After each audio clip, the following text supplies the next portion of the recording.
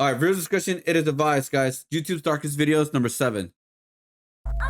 That scared the hell out of. That scared the hell out of me. It started playing out of nowhere. I'm gonna go try to get them to stop doing that. A police officer walking in a local park in Arlington, Virginia, is approached by a concerned family, claiming that someone in a nearby neighborhood had been shooting off a flare gun. The officer could hear it too, and following the sound, he eventually found himself at the home of 56-year-old James Yu. The man lived alone in his half of this duplex, and was described by neighbors as a recluse known to exhibit unusual behavior. Across his social media, he made posts claiming that he was the victim of fraud at the hands of all sorts of government agencies, as he had a deep distrust of the US government as well as law enforcement, and he believed that numerous people were attempting to kill him, like his ex-wife, the FBI, and even his neighbors. Oh, he was paranoid? His posts seemed entirely nonsensical, and so did many of his actions.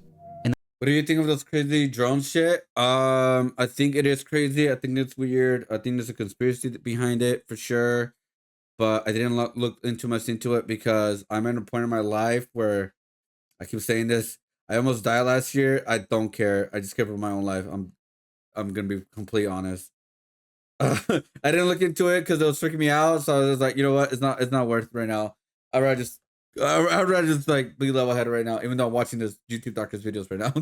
In the months prior, he had covered up all of his windows with garbage bags and aluminum foil, and he even wrapped his trees in toilet paper. And though these actions are entirely harmless, on this day, things were becoming far more troubling.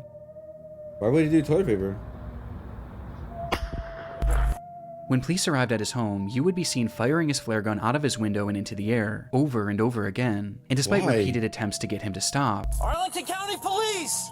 Stop shooting the flares! Mr. Yu! he didn't let up, shooting 41 flares in the span of just 25 minutes. And he did it all with no explanation. In fact, he didn't even say a single word. Understandably, police were eager to get Yu out of his home for questioning, as at this point it wasn't obvious whether or not he was a threat. And so for hours and hours they called out to him, first asking and then demanding that he exit his home. James, Arlington Police, come to the front door with your hands up. Do it now. We have your building surrounded. But still, there was no response. Growing impatient and worried that Yu might be planning something, the police would eventually bring in a specialized vehicle to bust down the door and spray the inside of the home with gas, all in an attempt to draw Yu outside. That's where I'm in my life right now. Stay away from your front door.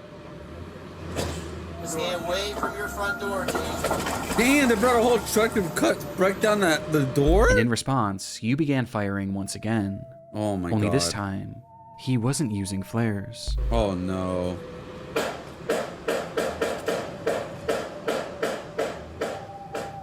And instead, he was now yielding an actual gun. Of course. Thankfully, none of these shots connected, but with the situation becoming increasingly dangerous, the officers decided to fall back, as they carefully came up with a new plan for apprehending Yu. Though whatever they had been planning would never come to fruition. What? What do you mean?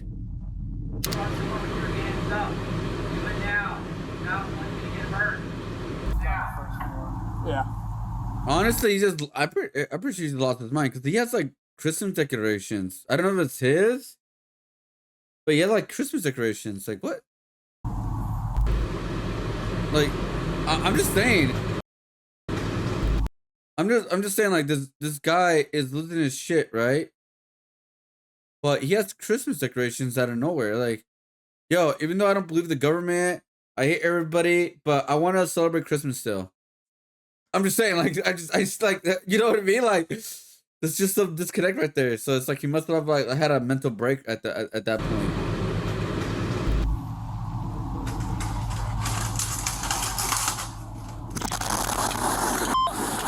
What the hell?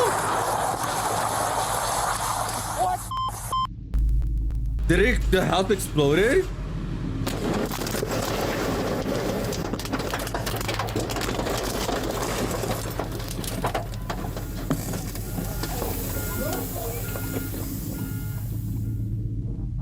In a split second, the home was gone, as a massive explosion rang out from inside the house, reducing the entire structure to rubble. Inside the house, Yu had stored 55 gallons of gasoline in his basement, which he saved for that moment to ignite with no warning and no explanation. What the fuck? Based on the footage, it's been theorized that Yu's actions were an attempt to lure police into his home so that he could then set off this explosion and take them all out along with his neighbors, as he genuinely believed that both parties were conspiring to kill him. Though somehow, when the smoke cleared, no civilians or police officers had so much as been injured. All that was found in the rubble was the remnants of a single body. Though for a moment, this wasn't the end of James Yu's story. Crowley? Before that body could be identified, reports across social media began emerging showing that James Yu was somehow still alive. What? After the blast, comments were being made on what appeared to be Yu's YouTube channel, where he stated that this whole thing was a cover-up and that he wasn't even inside the home when the standoff started.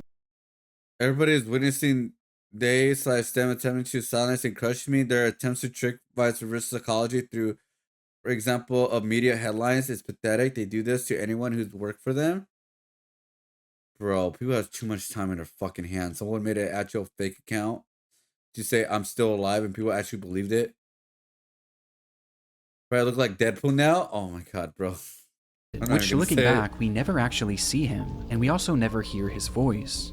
Numerous posts pointing out this development would go viral and cause mass confusion about the story, which was only heightened when it was revealed that the body inside that building was in fact James Yu. Though in the end, it wasn't really as mysterious as some originally thought. Told you! As it turns out, the posts showing these comments failed to realize that this wasn't actually Yu's account.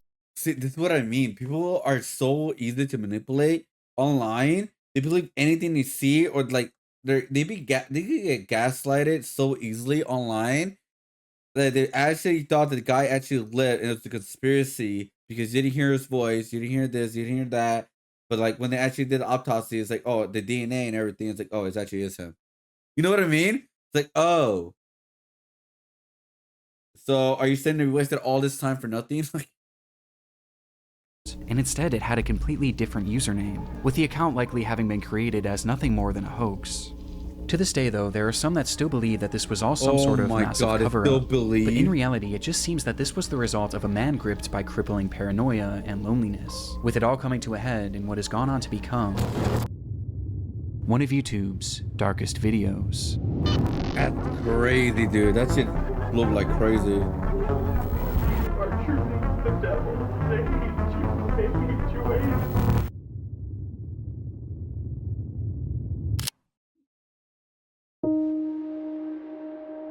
The internet is a dark and disturbing frontier. This year alone, countless people have fallen victim to high-profile data breaches, raising serious concern about personal information security. Ticketmaster experienced a breach. You know what's crazy, guys? I actually keep to myself now. I don't, what do you call it? I don't look at other crazy shit anymore. Or look into things anymore. Because I'm just like, I'm out of energy about this now, man. Like, I'm out. Like, the drones thing, I heard about it. I looked into it a little bit, but I'm like, I'm at a point where I'm like, I don't have the energy for this.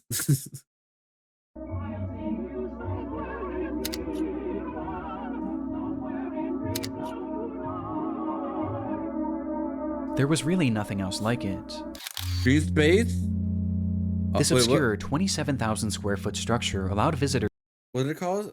Dream Space 2006 footage. Okay. To enter into what must have felt like another dimension. It was an exhibit called Dream Space, and was the creation of British artist Maurice Agus, a 74-year-old artistic visionary obsessed with the idea of creating large-scale surreal environments. And this was his magnum opus. The structure was inflatable, akin to a massive bounce house, and once inside, guests were confronted with a labyrinth of brightly colored walls and cells, twisting and turning into some sort of surreal maze that patrons were told to lose themselves in.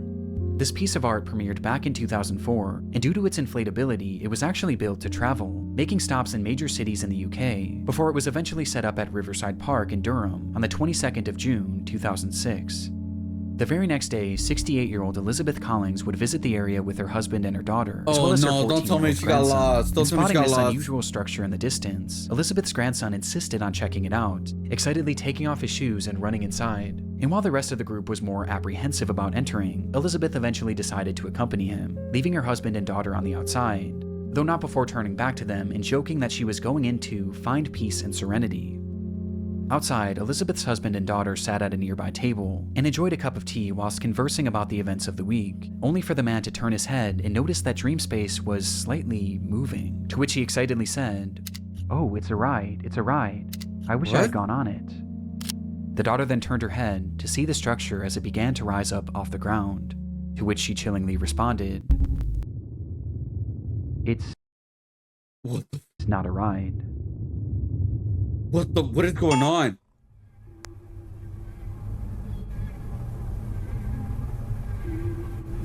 Was that the area that the ground just started opening or something?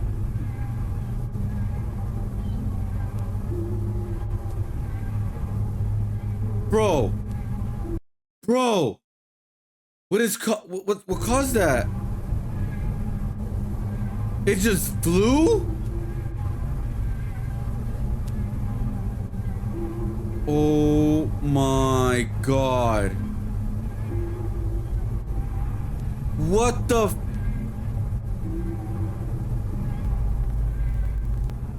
In that moment, Dreamspace had snapped from its moorings and was blown into the air by a massive gust of wind. Agus just so happened to be standing at the entrance as it began to shift, and noticing what was happening, he grabbed on as he desperately tried to hold down his entire life's work, though clearly this was of no use, and after being lifted in the air, his grip failed, sending him falling back to the ground below where he lay staring up at his creation, that was now flying 30 feet above him. Holy shit, what happened? How strong of a wind to do that? Because there's people inside too and everything. You didn't put like weights inside the inflates, like weights to hold it down? Inside, there were as many as 30 people who were now being thrashed around this giant inflatable structure in a scene that I truly can't even imagine. The claustrophobia of it, the dizzying colors, the screams. It's genuinely one of the most horrific scenarios I've ever heard. They had to survive, right? The inflatable structure was airborne for well over a minute, folding into itself before finally crashing back down into a parking lot, leaving behind what was described by witnesses as a field of bodies. Damn. Worst of all, the majority of those in attendance were families with small children, with one 7-year-old girl recounting her experience, saying, "It was very scary and people were screaming. I saw a lady clinging on and then falling out, and then she was lying on her back with people around her. I think she died." This lady was most likely 68-year-old Elizabeth Collings, who had been ejected from the structure when it was in the air, with her injuries being catastrophic and unsurvivable. Damn. Of all the others now sprawled throughout this field of grass, most were left injured but thankfully not in serious condition, though this wasn't the case for 38-year-old Claire Fromage, who had been inside during the accident with her 2 children, and despite her kids surviving, she was sadly not so lucky, with Claire and Elizabeth being the sole fatalities of the incident. Damn. The video is terrifying, and though it's easy to say that this could have been so much worse, considering how many people were in Dreamspace at the time, the consequences were still catastrophic, as it devastated 2 families and likely left many others at the scene traumatized for life, especially the young children. But how could this have happened? Yeah, well, that day it was particularly warm, which likely caused the air inside the structure to expand, causing a hot air balloon-like effect, which was then exacerbated by sudden strong gusts of wind, which eventually caused the structure to go airborne, as in the end, it just wasn't properly secured for the conditions. Soon after the incident, Maurice Agus was arrested for manslaughter, though he would ultimately only end up paying a small fine, as he vowed to never create a large work again. Just a few years later, in 2009, Maurice Agus would pass away, with his legacy forever being defined by this devastating footage. That's crazy, dude. I mean, I get you want to sue the guy who did it, but it's like it was an accident. It was not on purpose kind of thing. Damn, imagine that's your final work is tragedy as an artist. Damn. That's crazy, man. On October 2nd, 2006, police entered the home of 31-year-old Elaine Campione, where inside they found the woman speaking incoherently. Next to her was a VHS camera, depicting a series of disturbing events that had transpired within the home over the previous months and days, with the footage eventually finding its way onto YouTube. Like, did the family release it? It's August 8th, 2006. Happy birthday to you. Happy birthday to you. The tape starts with Elaine pointing her new camera at her daughter Serena, It was her 3rd birthday, and to celebrate, Elaine had left a brand new bike in the living room. What is it? A new bike? Days later, the footage continues, showing Serena once again as Elaine asks, How does Mama love you? This much. Oh, I love you more than that. How much does Mama love you? Elaine then shows her other daughter, Sophia, who was just a baby, before turning the camera on herself and showing the kids how the device worked. Hi! See how the camcorder works? Look. Yes, the farmers. Look. Hi! Is that Mommy? Hi! So far, the footage seems like nothing more than your standard family home videotape, and appears completely wholesome. Though with the next recording, the tone begins to shift, and things start to become slightly concerning. This is a deplorable, horrible, messy, filthy apartment that supposedly my 2 children and I live in, and it's just a horrible, horrible mess. Yeah. What? I think Diego Campione is totally in the wrong, and I hope he burns in hell for all his sins. The same as Leonardo. As Elaine shows the camera her home, she begins joking about how they are living in deplorable conditions, before randomly calling out 2 men who she says she hopes burn in hell, Yeah, all who while her are the children 2 are in men? the same room. She starts to grow more and more agitated. All I wanted to do was take care of my 2 little girls and live happily ever after the 3 years of physical, emotional, and mental abuse that I endured tremendously by Leonardo Campione, and then the past year from Anna and Diego Campione, the mental and emotional abuse. Outright saying that she was abused by a man named Leonard Campione, who happened to be her ex-husband? ex-husband and the father of these children. And she goes on from there, with each moment clearly making the kids more and more anxious. And I want justice to my family for what they have all done to us. I cried out for help. They should have charged him for the assaults he did to me. Eventually causing Elaine to snap out of it and stop the camera. And my poor 3-year-old, I did everything to protect. And what are you saying, Sophia? What do you want? The video then skips hell? forward once more, with this footage being taken just days before the police were called, showing Serena coloring on the floor as Elaine asks, Who loves ya? Mommy. Who loves you the most? That much? Oh, I think I love you more than that. The scene that unfolds next was recorded on that very same night, Oh, just please hours don't later. tell me it's gonna be what's gonna be.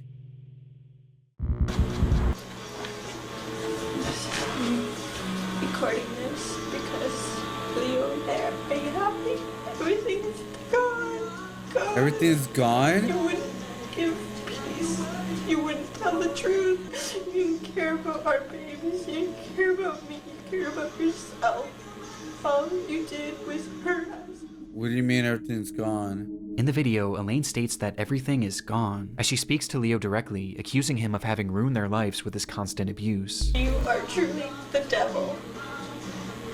And I hate you. I hate you. I hate you. I hate you. I hate you. I hate you. And I want you to know how much I hate you. Disturbingly, the children were nowhere to be seen in this footage, with Elaine Yeah. eventually addressing them by saying, God believes me. And God's taking care of them now. Oh Protected my. by God. Thank God. And thank you.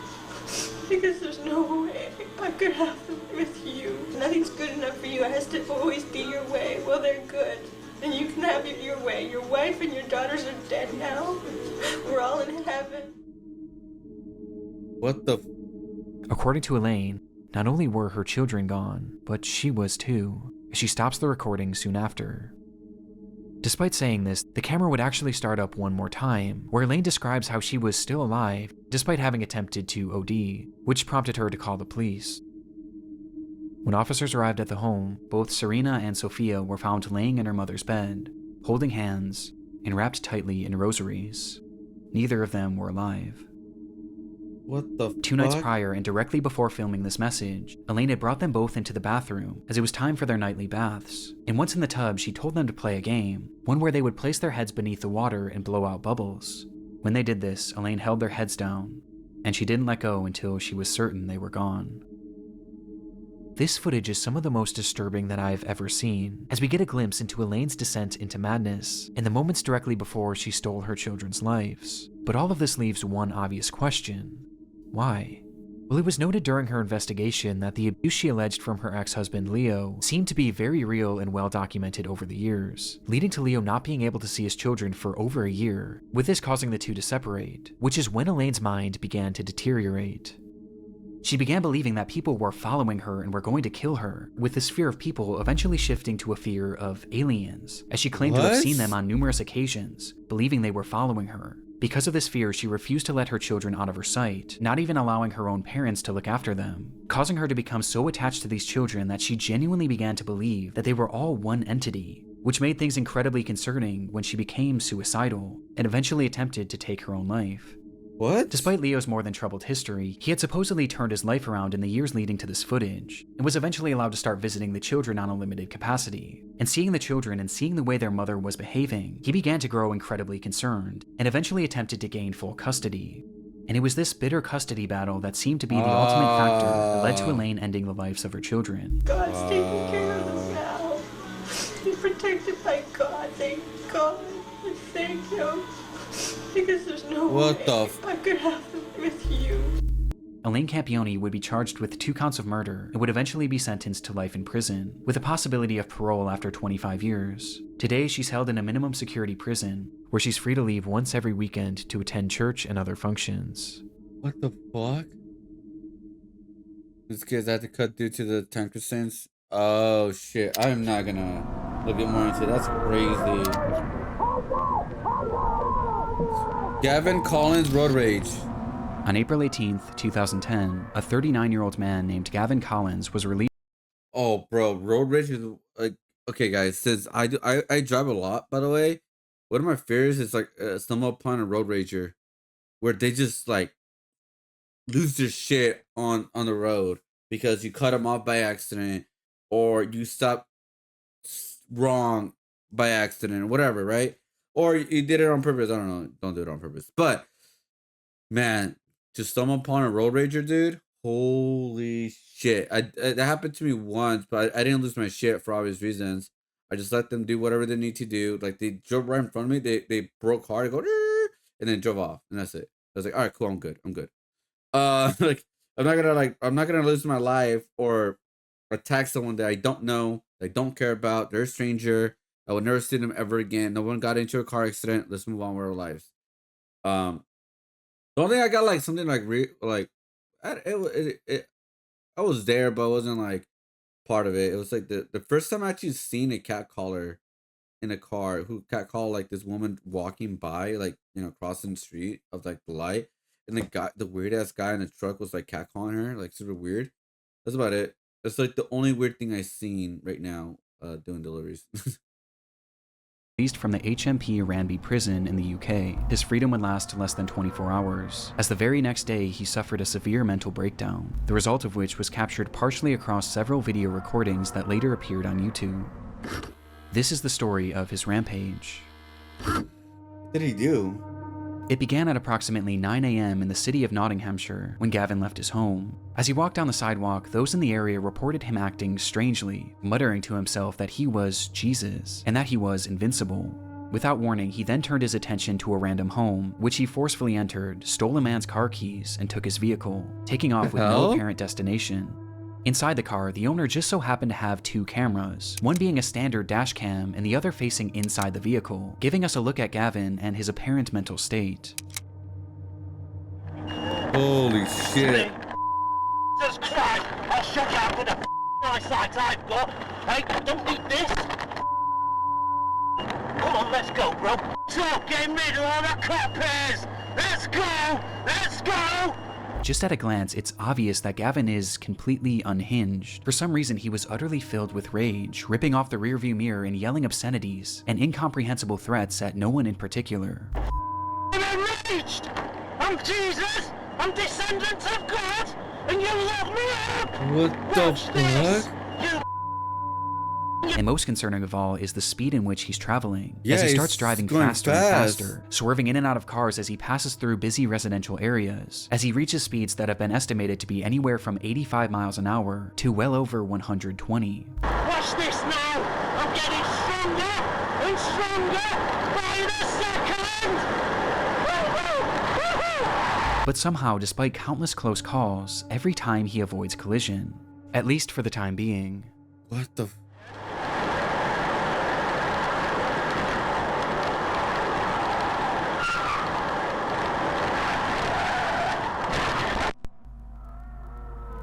Oh, in an instant, my Gavin God. smashes the vehicle into a brick home at full speed, with the impact being devastating.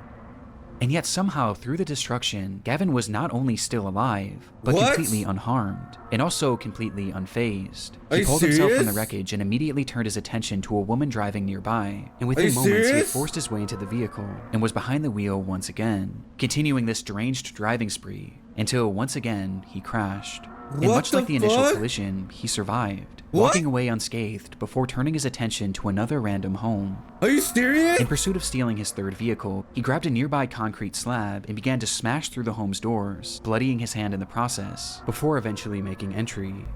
Inside were a mother and her 2 children, one of which was 5 years old, and the other wasn't even a year. Gavin approached the terrified family, yelling and demanding that the mother give up her car keys, telling her that he was Jesus and that, "Because I am Jesus, I will kill you if you don't give me the keys." And without hesitation, she did as he said. Gavin then went to each member of the family, and with his injured hand, he drew crosses on their forehead, out of his own blood, before taking off with his third stolen car. What the fuck? Once again, Gavin was driving manically, though this time he was even more reckless, crashing into a brick wall and then a cop car, before setting his sights on a pedestrian. While speeding through a neighborhood, Gavin would see a man standing innocently near a bus stop, and for whatever reason, the sight of this man enraged him, causing Gavin to slam on the brakes and reverse the vehicle, stepping on the gas as hard as he could, and crashing directly into him, leaving him lying there with devastating injuries.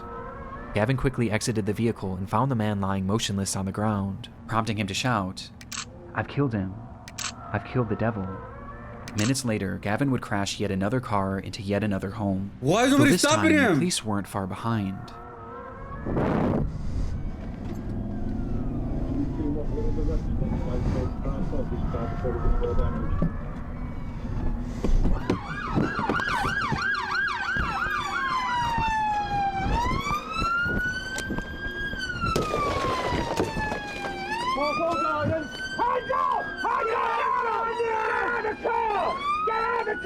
This way. This side! Get him out! This side! I'll get him out! Oh no! Get rid of that! Get rid of that! Do not move! Do not move! Get him up!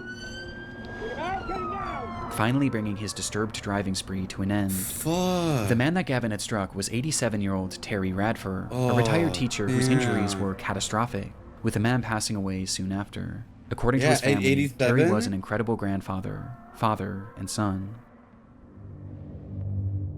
The footage is genuinely horrifying, but what's most shocking of all is the fact that any of this was even allowed to happen. As stated previously, this was Gavin's very first day out of prison, and based on the behavior he exhibited whilst in prison, Yeah, he how did really they should have release never him? been released. Gavin was granted an early release in March of 2019 for What? charges Why? based around burglary, but just as he was set to be freed, it was discovered that he had submitted an adulterate drug test, which caused his case to be re-examined and resulted in his release being postponed. In response, Gavin lost his mind. Later that month, he assaulted a prison guard before spraying him with an unknown liquid that contained bleach, before proceeding to set his cell on fire and attacking another officer with a piece of wood. Due to his actions, Gavin was placed into an isolated cell, where less than a week later he started yet another fire, and when an officer entered his cell to put it out, Gavin struck them in the head and pulled out a plastic knife, threatening to slash him, stating that it would be a thrill to kill him. Gavin's stay in prison Why would they clearly release hadn't him? rehabilitated him. In fact, it seemed to have made him more violent than ever before, and more mentally disturbed. Though shockingly, despite all of these additional crimes, Colin's release would go on to be approved less than 2 weeks later, with What? Gavin being set free on April 18th. And within just 24 hours, Terry Radford would be brutally killed. That doesn't make sense. Gavin was sentenced to 21 years in prison, and during his trial it was revealed that no drugs were found in his system. And instead, this all seemed to be the result of some sort of psychotic episode that mentally just so ill. happened to be captured on camera in one of YouTube's darkest videos. What the? What?